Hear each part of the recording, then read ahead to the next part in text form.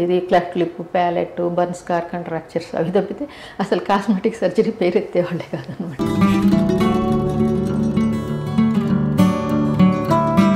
కొంత వాళ్ళకి స్కిన్ జారిపోతుంది, బ్రష్ జారిపోవడము, స్కిన్ జారిపోవడము, సాగ్ అవ్వడము.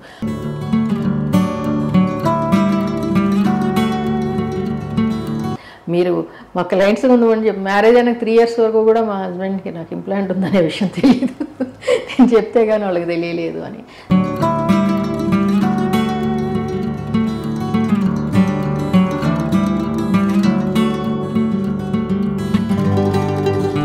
ఫస్ట్ నైట్ వాళ్ళకి బ్లీడింగ్ అవ్వకపోవడం అది జరిగితే అది పెద్ద ఇష్యూ కింద వాళ్ళు చేస్తున్నారు.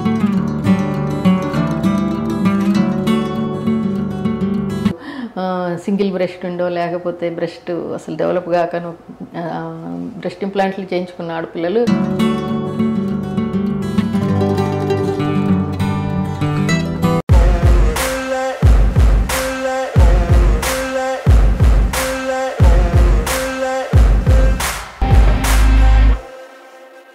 భామా కలాపానికి స్వాగతం. Bloom in place. ఈరోజు మనం కొండాపూర్లో ఉన్న రవేరా ప్లాస్టిక్ సర్జరీ అండ్ స్కిన్ కేర్లో ఉన్నాం. ఈరోజు మనతో పాటు ఉన్నారు డాక్టర్ రాధ గారు.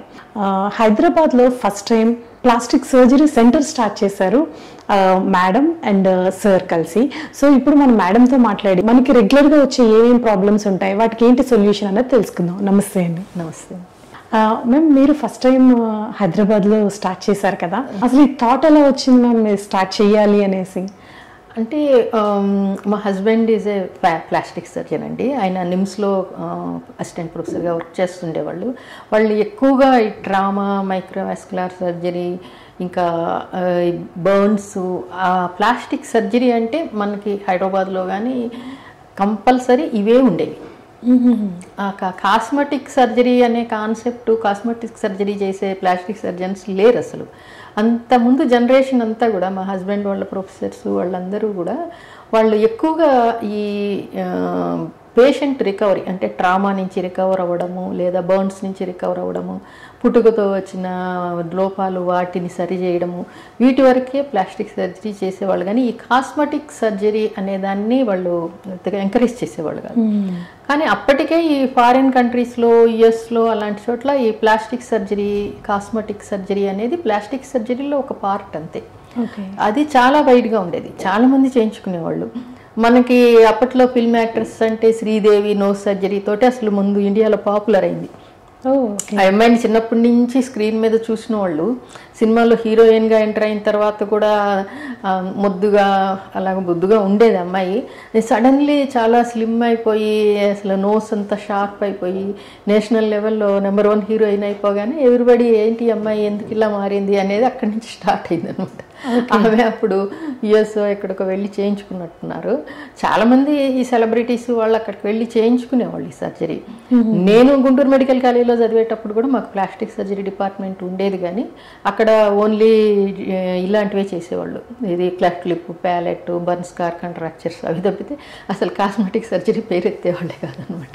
సో మా హస్బెండ్ నిమ్స్లో రిజైన్ చేసి 2000లో బయటకు వచ్చినాక ఎంకరేజ్డ్ హిమ్ ఇలా, లేదు లేదు మనకి ఫ్యూచర్లో ఈ కాస్మెటిక్ సర్జరీకి చాలా ఇంపార్టెన్స్ వస్తుంది, మీకు మీరు చేసిన సర్జరీకి మీకు చాలా అప్రిషియేషన్ ఉంటుంది, ట్రామా అలాంటి పేషెంట్ లైఫ్ సేవ్ చేస్తారు, అలాగే ఇది కూడా వాళ్ళ మూడ్స్ ఎలివేట్ చేయడము, వాళ్ళ లైఫ్ స్టైల్ చేయడము అలాంటివి జరుగుతుంది ఒక కాస్మెటిక్ సర్జరీ ద్వారా. సో మనం కంపల్సరీ ఒక కాస్మెటిక్ సర్జరీ సెంటర్ స్టార్ట్ చేద్దాము, కాస్మెటిక్ సర్జరీ అండ్ లేజర్స్ అని మేము 2000 నుంచి స్టార్ట్ చేసాం ఈ సర్జరీస్ చేయడం అనేది. ఓకే. సో మేము ఈ Rivera plastic surgery and skin care centre Himayat నగర్లో మా ఫస్ట్ బ్రాంచ్ స్టార్ట్ చేసాము. అది స్టార్ట్ చేసినప్పుడు మేము బేస్ దగ్గర నుంచి అంటే అసలు థియేటర్ ఎట్లా ఉండాలి, ఒక చిన్న 2000 SFT ప్లేస్లో మేము ఆపరేషన్ థియేటరు, పోస్ట్ ఆప్ రూమ్స్, ఇక లేజర్స్కి ఇలాగా మొత్తం ఫుల్ ఫ్లెడ్జెడ్గా స్టార్ట్ చేసి మేము ఇద్దరం కలిసి వర్క్ చేసేవాళ్ళం. నేను అప్పుడే డిప్లొమా ఇన్ మెడికల్ కాస్మెటాలజీ కూడా చెన్నైలో చేసి వచ్చాను. వచ్చి I started working with my husband అనమాట. ఓకే, అంటే స్టార్ట్ చేసినప్పుడు మీకు రెస్పాన్స్ ఎలా ఉంది మ్యామ్? అప్పట్లో స్టార్ట్ చేసినప్పుడు నేను చాలా వరకు ఈ న్యూస్ పేపర్లో ఆంధ్రజ్యోతిలో ఆర్టికల్స్ రాయడము, తర్వాత ఎన్టీవీ, TV9, ఇంకా వనితా టీవీలో ఇంటర్వ్యూలు ఇవ్వడము, చాలా అంటే ఈ కాస్మెటిక్ సర్జరీ అనే దాన్ని ప్రజల్లోకి తీసుకెళ్ళాలి అని నేను చాలా కష్టపడ్డాను దాని గురించి. ఇనిషియల్గా ఎవరన్నా పాపం హౌస్ వైఫ్స్ కానీ అలా వస్తే వాళ్ళ హస్బెండ్స్ చాలా డిస్కరేజ్ చేసేవాళ్ళు వాళ్ళని, అసలు ఎందుకు ఇంత సర్జరీ చేయించుకోవడము అలాంటిదని. తర్వాత కొంచెం ఎక్కువగా పెళ్ళి కావట్లేదు, ఆడపిల్లల్ని కొంచెం పాయింట్అవుట్ చేస్తున్నారు, నోస్ బాగాలేదని, అలాగే వాళ్ళ మదర్స్ వాళ్ళు తీసుకుని వచ్చేవాళ్ళు. ఇప్పుడు ఈ జనరేషన్లో అంటే 2000 నుంచి 2020స్లోకి వచ్చినాక ఎక్కువగా అమ్మాయిలు ఇండిపెండెంట్గా వర్క్ చేసుకోవడము, ఎర్న్ చేయడము, వాళ్ళ గురించి వాళ్ళు ఆలోచించి బాగా కనిపించాలి ఇంకా అనే కాన్సెప్ట్ ఇంకా పెరిగింది ఇండియాలో.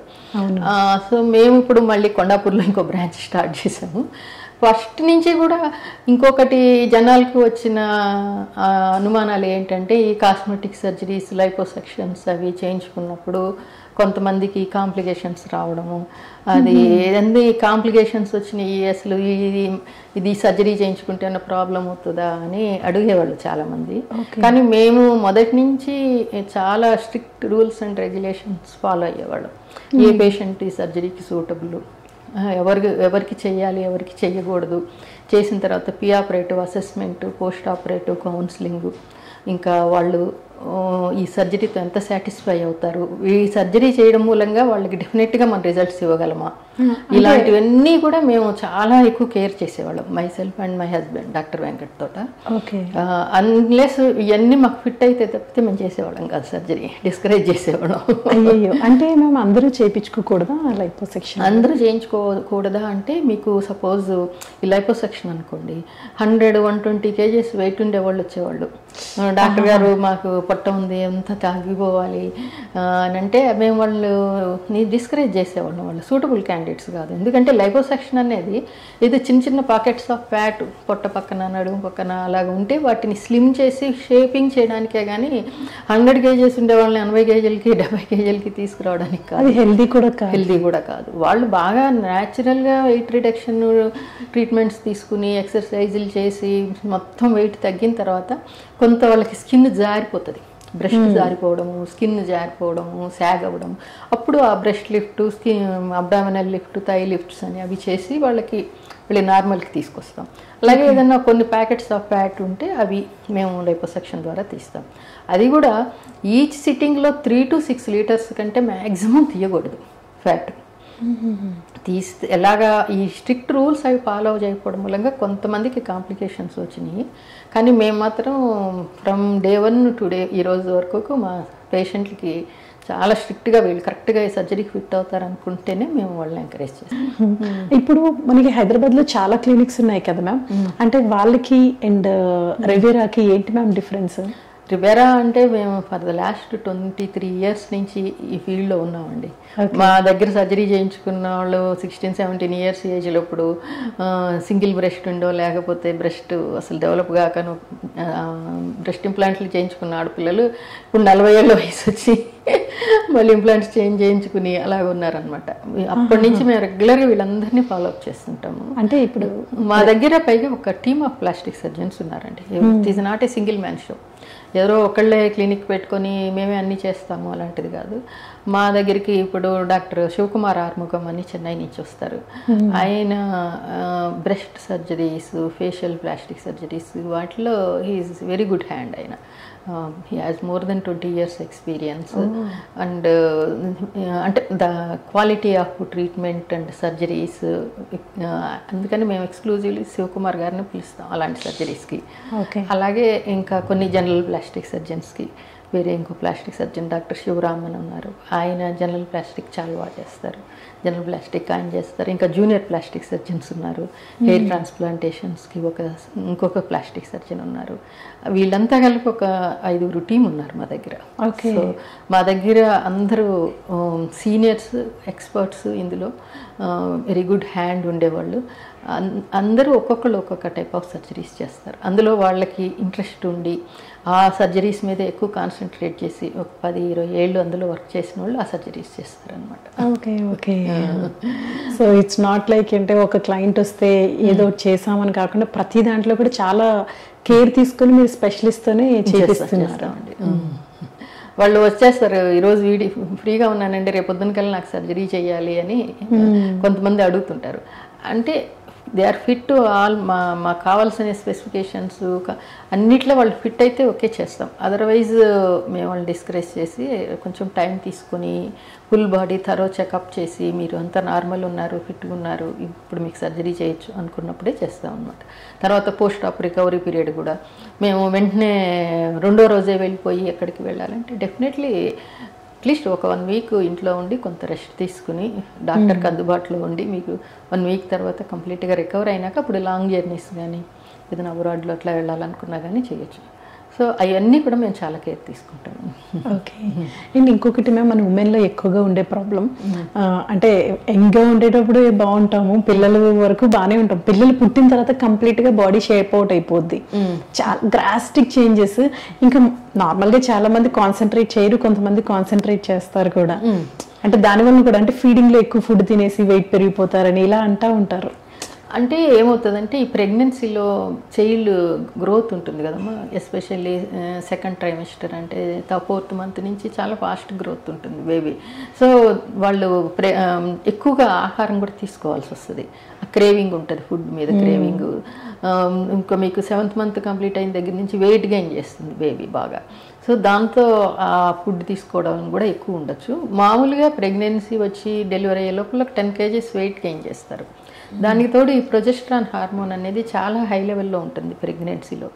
అది న్యాచురల్ అనమాట, బేబీని రిటైన్ చేయడానికి ప్లాసెంటా ప్రొడ్యూస్ చేస్తుంది ఆ ప్రొజెస్ట్రాన్ హార్మోన్. ఆ ప్రొజెస్ట్రాన్ హార్మోన్ ఏంటంటే బాగా వాటర్ రిటెన్షన్ చేస్తుంది. వాటర్ రిటెన్షన్, ఇంకా కొంతమందికి ప్రీ ఎక్లాంప్సిక్ టాక్సిమియా అని దాని మూలంగా బాగా ఒళ్ళంతా వాటర్ వచ్చేసి ఎక్కడ నొక్కితే అక్కడ చొట్టలు పడిపోతుంటాయి, కాళ్ళు కూడా ఇంత లావున వాసిపోవడం. దీని మూలంగా ఏమవుతుందంటే స్కిన్ బాగా స్ట్రెచ్ అవుతుంది. అబ్డామిల్ మీద స్కిన్, థైస్ మీద స్కిన్, బ్రెస్ట్ మీద స్కిన్. బ్రెస్ట్ కూడా ఏంటి, బేబీకి డెలివరీ అయినాక మిల్క్ ఇవ్వాలి కదా, గ్లాండ్స్ బాగా ఎంగార్ చేయి, ఫ్యాట్ పెరిగి నార్మల్ సైజ్ కంటే డబుల్ సైజ్ అలా పెరిగిపోతుంది బ్రెస్ట్. అప్పుడు ఏమవుతుంది, స్కిన్ స్ట్రెచ్ అయిపోయి సాగిపోతుంది. మీకు డెలివరీ అయినాక 6 వీక్స్ని పర్ప్యూరల్ పీరియడ్ అంటారు. అంటే సాధారణంగా ఏమవుతుందంటే ఈ 6 వీక్స్లో బాడీలో రిటైన్ అయిన వాటర్ అంతా వెళ్ళిపోవడము, స్కిన్ మళ్ళీ కంట్రాక్ట్ అవ్వడం, ఇలా జరిగి యూట్రస్ కంట్రాక్ట్ అవ్వడం నార్మల్ స్టేజ్కి వస్తుంది. కాకపోతే ఏమవుతుందంటే ఒక బెలూన్ని మనం బాగా ఊదినాక గాలి తీసేసినా కూడా అది నార్మల్ స్థాయికి రాదు కదా, అది స్ట్రెచ్ అయిపోతుంది. స్కిన్ కూడా అంతే, ఆ స్ట్రెచ్ మార్క్స్ అవన్నీ వచ్చేస్తాయి అన్నమాట. సో దానికి వీళ్ళు మామూలుగా బయటికి చూస్తే నార్మల్గా ఉంటారు, చేతులు, ఫేసు, కాళ్ళు వరకు. కానీ ఒక్కసారి చెస్ట్ నుంచి పొట్ట వరకు చూస్తే మాత్రం అసలు ఉంటాయి. వాళ్ళు లోపల బాడీ చూస్తే అదంతా స్కిన్ విపరీతంగా స్ట్రెచ్ అయిపోయి హ్యాంగ్ అయిపోయి ఆ పొట్ట ఒక ఫోల్డ్ లాగా పడి ముందుకు జారిపోయి నడుం దగ్గర స్ట్రెచ్ మార్క్స్ వచ్చేసి ఇవన్నీ. అంటే మన వాళ్ళు ఎక్కువగా ఈ ఫుల్ డ్రెస్సెస్ వేసుకోవడము, ఈ బికినీలు అవి ధరించే కల్చర్ చాలా తక్కువ కదా మనకి, స్లీవ్లెస్ వేసుకోవడము, దాని మూలంగా లోపల ఉండిపోతుంది. కానీ చాలామంది ఇప్పుడు ఈ జనరేషన్ అమ్మాయిలు ఏంటంటే మ్యారేజ్ అయ్యి చైల్డ్ బర్త్ అయిన తర్వాత కూడా షార్ట్స్ వేసుకోవడము, తర్వాత ఈ అబ్డామిన్ ఎక్స్పోజ్ అవ్వడము, దాంతో ఆ స్ట్రెచ్ మార్క్స్ అనేవి వాళ్ళకి చాలా ఎక్కువ తెలుస్తూ ఉంటాయి. దాని గురించి కొంచెం బాధర్ అవుతుంటారు. ఆ పొట్ట కూడా ఇలా ఎలాడతాము కిందకి. దీనికే మేము మమ్మీ మేకోవర్ అని చేస్తాం అనమాట. మమ్మీ మేకోవర్ అని అంటారు దాన్ని. ఈ మమ్మీ మేకోవర్లో ఏమవుతుంది అంటే మీకు ఈ బ్రెస్ట్ ఒకటి, అబ్డామెన్ ఒకటి, థైస్ ఒకటి, ఇవన్నీ కూడా మేము కరెక్ట్ చేస్తాం. బ్రెస్ట్ చాలాసార్లు ఏమవుతుంది అంటే బాగా సైజు పెరిగిపోయి హ్యాంగ్ అయిపోతుంది, అంబెల్కస్ దాకా కూడా హ్యాంగ్ అవుతుంది కొంతమందికి. అది సైజు పెరిగిపోయి హ్యాంగ్ అయిన వాళ్ళకేమో రిడక్షన్ మెమోప్లాస్టీ అని చేస్తాం మేము. రిడక్షన్ మెమోప్లాస్టీ చేసినప్పుడు నిపుల్ ఏరియాల పైకి లిఫ్ట్ చేసి ఎక్స్ట్రా ఉన్న టిష్యూస్ అవి తీసేసి మళ్ళీ దాన్ని టైటన్ చేసి నార్మల్ పొజిషన్లో పెడతాం రిడక్షన్ మెమోప్లాస్టీలో. అలా కాకుండా వాల్యూమ్ కూడా బాగా తగ్గిపోయింది అనుకోండి, వాల్యూమ్ తగ్గిపోయి సాగ్ అయిపోతే దాన్ని లిఫ్ట్ చేస్తాం. ఉట్టి లిఫ్టింగ్ చేయడం అంటే మాస్టోపెక్సీ. లిఫ్టింగ్ చేసి దాని కింద ఇంప్లాంట్ కూడా పెడతాం. ఓకే. ఇంప్లాంట్ పెట్టినప్పుడు మళ్ళీ ఆ షేపు, ఒరిజినల్ పొజిషన్ అవి వస్తాయి. లేదు సైజు నార్మలే ఉంది, ఓన్లీ సాగిపోయింది, మూడో ఆప్షన్. అప్పుడు ఏం చేస్తామంటే ఓన్లీ మాస్టోపెక్సీ ఒకటి లిఫ్టింగ్ చేసి ఎక్స్ట్రా స్కిన్ తీసేసి టైటన్ చేస్తాం. ఓకే, అంటే రిడక్షన్ మెమోప్లాస్టీ అంటే బాగా సైజు పెరిగి సాగిపోయినప్పుడు రిడక్షన్ మెమోప్లాస్టీ. సైజు పెరగలేదు, తగ్గింది, సాగిపోయింది, అప్పుడు రెండోది. అప్పుడేంటి లిఫ్ట్ చేస్తాము మాస్టోపెక్సీ ప్లస్ ఒక ఇంప్లాంట్ పెడతాం. మూడోది ఓన్లీ సాగిపోయింది, సైజు నార్మలే ఉంది, వాళ్ళకి ఓన్లీ మాస్టోపెక్సీ చేస్తాం. ఈ 3 ఆప్షన్స్. ఓకే, మమ్మీ మేకవర్లో ఇంకేం వస్తాయినా? మమ్మీ మేకవర్లో ఇంకా నెక్స్ట్ అబ్డామెన్ అమ్మ, బ్రెస్ట్ తర్వాత అబ్డామెన్. మామూలుగా ఈ ప్రెగ్నెన్సీలో బాగా చేంజెస్ వచ్చాయి, బ్రెస్ట్ అబ్డామెన్. వాళ్ళు ఒక్కసారి అన్డ్రెస్ అయ్యి చూసుకుంటే చాలా డిప్రెషన్ వస్తుంది, అసలు మ్యారేజ్ ముందు ఇలా ఉంది, తర్వాత ఇలా అయిపోయిందని. ఈ అబ్డామెన్లో కూడా కొంతమందికి చాలా అంబెల్కి స్కిన్దే వస్తాయి స్ట్రెచ్ మార్క్స్, పైన రావు. కొంతమందికి పైదాకా కూడా వచ్చి బాగా స్ట్రెచ్ అవుతుంది. ఈ స్ట్రెచ్ మార్క్ అనేది ఒక్కసారి పడినాక బాడీ మీద అది స్కార్ అనమాట, దాన్ని తీసేయడం చాలా కష్టము. ఈ మొత్తం బాగా సాగైపోయి అబ్డామిన్ మీద ఉండే మజిల్స్ ఉంటాయి, రెక్టస్ అబ్డామినస్, అవి కూడా ఇట్లా డైవారికేట్ అయిపోయి పొట్టిలా ముందుకు పడిపోయినట్లుగా ఉంటుంది అనమాట. రిబ్బన్ లాంటి మజిల్స్ అవి అబ్డామిన్కి సపోర్ట్ ఇస్తుంటాయి. ఆ ప్రెగ్నెన్సీలో అది ఇలాగా సాగి పక్కకు వచ్చి లూజ్ అయిపోతాయి ఆ మజిల్స్ కూడా. తర్వాత డెలివరీ అయ్యి నార్మల్ అయినాక కూడా ఆ మజిల్స్ లూజ్గా ఉండి ఇట్లా అబ్డామిన్ లోపల ఇంటెస్టైన్స్ అయ్యి కొంచెం ముందుకు పడినట్లు ఇంత బాణపొట్లాగా కనిపిస్తుంటుంది. వాళ్ళకి ఏం చేస్తామంటే రెక్టల్ ప్లకేషన్ అని 2 మజిల్స్ దగ్గరికి లాగి మధ్యలో టైటన్ చేస్తాము. తర్వాత ఈ అంబిలికస్ కింద ఉన్న ఎక్స్ట్రా స్కిన్ అంతా తీసేస్తాం. తీసేసి అంబిలికస్ కూడా తీసి పైన పెడతాము. పైన పెట్టి కింద సూచర్ చేస్తాం. అంటే ఈ చివరి నుంచి ఈ చివరి వరకు సూచరింగ్ వస్తుంది. మీకు ఫ్లాట్ అబ్డామెన్ వస్తుంది అనమాట. అప్పుడు ఒక 2-3 నెలల తర్వాత మీరు అబ్డామినల్ ఎక్సర్సైజెస్ అవి చేసుకుని కూడా చాలా పర్ఫెక్ట్ ఫ్లాట్ అబ్డామెన్ మెయింటైన్ చేసుకోవచ్చు. దీన్ని టోటల్ అబ్డామినోప్లాస్టీ అంటారు, టోటల్ టమ్మీ టక్. కానీ ఇది కాకుండా ఇంకొకటి ఏంటంటే మినీ టమ్మీ టక్. కొంతమందికి అంత ఎక్కువ స్ట్రెచ్చింగ్ ఉండదు, ఓన్లీ అంబెలికస్ కింద కొంచెం లూజ్గా ఒక ఇలా జారినట్లు ఉంటుంది. వాళ్ళకి అంబెలికస్ ట్రాన్స్పోర్షన్ ఏం చేయక్కర్లేదు, ఒక స్లైస్ లాగా తీసేసి కింద సూచర్ చేసి అప్పర్ అబ్డామిన్లో కొంత లైపో చేస్తాం. అది మినీ టమ్మీ టక్. అది ఇంకా లెస్ వాల్యూమ్, 1 డేలో డిశ్చార్జ్ అయిపోవచ్చు. టోటల్ అబ్డామినోప్లాస్టీ అంటే 2 days to 3 days క్లినిక్లో ఉండాలి. సో నెక్స్ట్ థైస్ కూడా కొంచెం షేప్ చేంజ్ ఉంటుంది. అవునమ్మా, చేంజ్ ఉంటుంది. డెలివరీ టైంలో బాగా వెయిట్ పెరిగినప్పుడు ఎక్కువ ఇక్కడ డిపాజిట్ అవుతుంది, కానీ వెయిట్ తగ్గినప్పుడు బాడీ అంతా తగ్గినాక కానీ ఇది తగ్గదు. సో ఈ పార్ట్ కొంచెం మిగిలిపోతుంది అనమాట. యాపిల్ డిఫార్మిటీ అంటారు, ఎక్కువగా ఏషియన్ లేడీస్కి ఉంటుంది అది. ఆ పార్ట్లో ఎక్కువ ఉండిపోతుంది. అది మేము లైపోసెక్షన్ ద్వారా క్లియర్ చేస్తాం. అదిను థైస్ మధ్యలో థైస్ బాగా ఒరుచుకుంటూ ఉండడము ఇబ్బంది కలిగిస్తూ ఉంటుంది కొంచెం. ఆ పార్ట్ కూడా మేము లైపోసెక్షన్ ద్వారా తీసేయడం మూలంగా వాళ్ళకి ప్యాంట్స్ వేసుకున్నప్పుడు కూడా థైస్ మధ్యలో ఆ గ్యాప్ అది కనపడటం, ఆ పర్ఫెక్ట్ షేప్ అది వస్తుంది అనమాట. సో ఈ 3 మేజర్గా మమ్మీ మేకవర్లో ఉంటాయి. అవునండి. వీటితో పాటు ఇంకేమైనా ఉంటాయన్నా? వీటితో పాటు మెయిన్గా ఇంకా స్ట్రెచ్ మార్క్స్. స్ట్రెచ్ మార్క్స్ అనేవి కొంతవరకు ప్రివెంట్ చేయడానికి ఏమన్నా ఉన్నాయా అని అడుగుతారు. అది కూడా కష్టమే ప్రివెంట్ చేయడము. ఇండివిజువల్ టెండెన్సీ ఉంటుంది. కొంతమందికి బాగా స్కిన్ టచ్ అయ్యే టెండెన్సీ ఉంటుంది, వాళ్ళకి అస్సలు పడవు స్ట్రెచ్ మార్క్స్. అది బాడీ టెండెన్సీ, జెనెటికల్ టెండెన్సీ కూడా ఉంటుంది. వీటికి కొంతవరకు ఈ పర్మనెంట్ మేకప్లో ఈ బాగా కనపడే ఏరియాలో స్ట్రెచ్ మార్క్స్ ఉంటే పక్కన ఉన్న స్కిన్కి మ్యాచ్ అయ్యేటట్లుగా పర్మనెంట్ మేకప్ ద్వారా కొంత కవర్ చేయొచ్చు వాటిని. ఓకే మ్యామ్, ఇంకొకటి ఇప్పుడు ప్రెగ్నెంట్గా ఉండేటప్పుడే డెలివరీ తర్వాత స్ట్రెచ్ మార్క్స్ ఉండకుండా కొన్ని ఆయింట్మెంట్స్ లాంటివి ఇప్పుడు కొంతమంది వాడుతున్నారంటే ఒకసారి అడ్వర్టైజ్మెంట్స్ కూడా చూసాను అనమాట.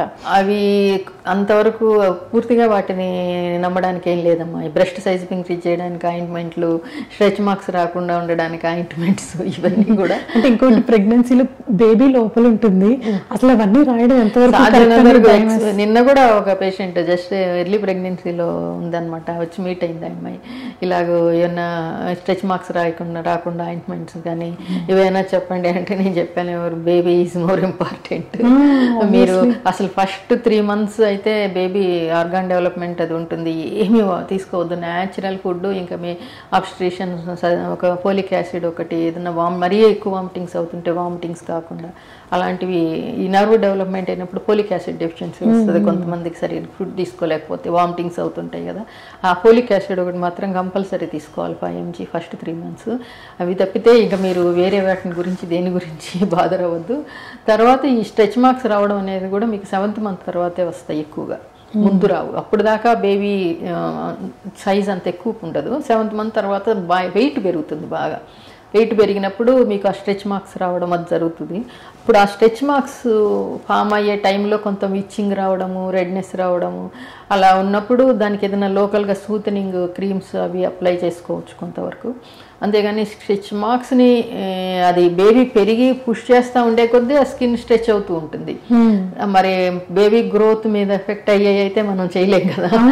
అందుకని ఓన్లీ ఆ సూతనింగ్ ఏజెంట్స్, ఆ రెడ్నెస్ అది తగ్గడానికి, ఇరిటేషన్ తగ్గడానికి వాడే ఆయింట్మెంట్స్ ఏమన్నా ఉంటే వాడచ్చు తప్ప ఇంకంతకంటే పెద్ద ప్రయోజనమే ఉండదు వాటితో. అసలు అప్పట్లో కూడా మనం అంత ప్రెగ్నెన్సీలో అంటే వెరీ రేర్ కదా మేము అందం కోసం ఆలోచించేది. ఇప్పుడు పిల్లల కోసమే మన ఆలోచన ఉంటుంది కాబట్టి అంటే అప్పుడు కూడా మన ఇరిటేషన్ ఉంటుంది, కొంచెం ఇబ్బందిగా ఉంటది కదా మేము నాజియా వాటన్నిటి. కొంతమందికి ఏమో కొన్ని ప్రెగ్నెన్సీతో వచ్చే కాంప్లికేషన్స్ వస్తుంటాయి. హైపర్ఎన్సిస్ అని ఎక్కువగా వామిటింగ్స్ అయిపోవడము, తర్వాత బీపీ రైజ్ అవ్వడము, ఇవన్నీ మోస్ట్ ఆఫ్ ది టైం అంటే అవి తక్కువే ఉంటాయి. 100 మందిలో ఒక 10 మందికో 5 మందికో ఉంటాయి.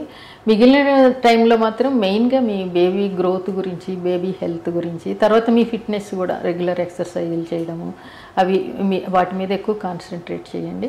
ఈ స్ట్రెచ్ మార్క్స్ ఫామ్ అవ్వకుండా ప్రివెంట్ చేసే ఆయింట్మెంట్స్ అవన్నీ బోగస్. అది మేమేం పని చేయవు. ఒకసారి డెలివరీ అయిపోయిన తర్వాత then you can take care of yourself. ఇంకా మమ్మీ మేకవర్లో ఏం చేస్తారు మేము అంటే ఇవి కాకుండా ఇంకేమైనా? అంటే మమ్మీ మేకవర్లో యూజువల్గా ఇప్పుడు ఈ వెజైనల్ డెలివరీ అవుతాయి కదండి కొంతమందికి. వెజైనల్ డెలివరీ కాకుండా నార్మల్ ఇది సిజేరియన్ చేసిన వాళ్ళకి కూడా ఈ ప్రెగ్నెన్సీలో బేబీ వెయిట్ బాగా పడడము కింద పెల్విస్ మీద, దాంతో పెల్విక్ మజిల్స్ అవి కొంతమందికి లూజ్ అవుతాయి.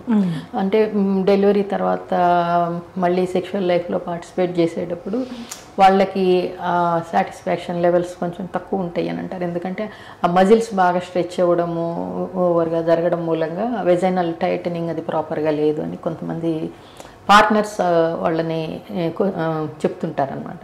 దాని గురించి వాళ్ళు వెజైనల్ టైటనింగ్ సర్జరీ అనేది చేయించుకుంటారు.